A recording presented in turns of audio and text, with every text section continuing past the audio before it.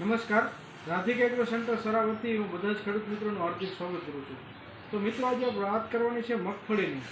મગફળીની છેલ્લા દિવસોમાં શું કાળજી લઈ શકાય, મગફળીમાં છેલ્લા દિવસોમાં આપણે એનું 10 થી 15% ઉત્પાદન કઈ રીતે વધારી શકાય તેની ટૂંકમાં ચર્ચા કરીશું। તો મિત્રો, અત્યારે મગફળીમાં જે રાત્ર ટપકીનો રોગ અત્યારે દેખાય છે અત્યારે આપણે, તો તેમાં સારું એવું ફૂગનાશક વાપરો। તેનું મગફળીનું પાંદડું જેટલું ચોખ્ખું હોય છે એટલું ઉત્પાદનમાં ચોખ્ખો ફેર હશે।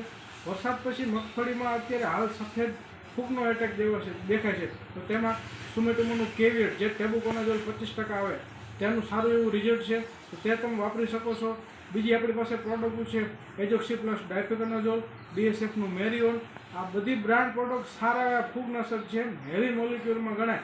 સારા એવા ફૂગનાશકનો અવશ્ય એકવાર સ્પ્રે કરો। આના પછી મગફળીમાં છેલ્લા દિવસોમાં પોટાશની જરૂર પડતી હોય છે, તો એને મગફળીને ઉપરથી અત્યારે પોટાશ તમે આપી શકો।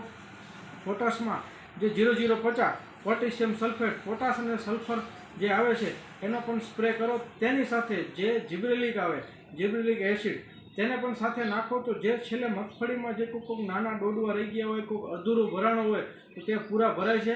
અને પોટાશ આપવાથી મગફળીનો 100% વજનનું કદ અને સારો એવો પોપટો બંધાય છે। તો છેલ્લા દિવસોમાં મગફળીમાં એક અવશ્ય કાળજી લો અને તમારું 10 થી 15% ઉત્પાદન પ્લસ લો। આભાર।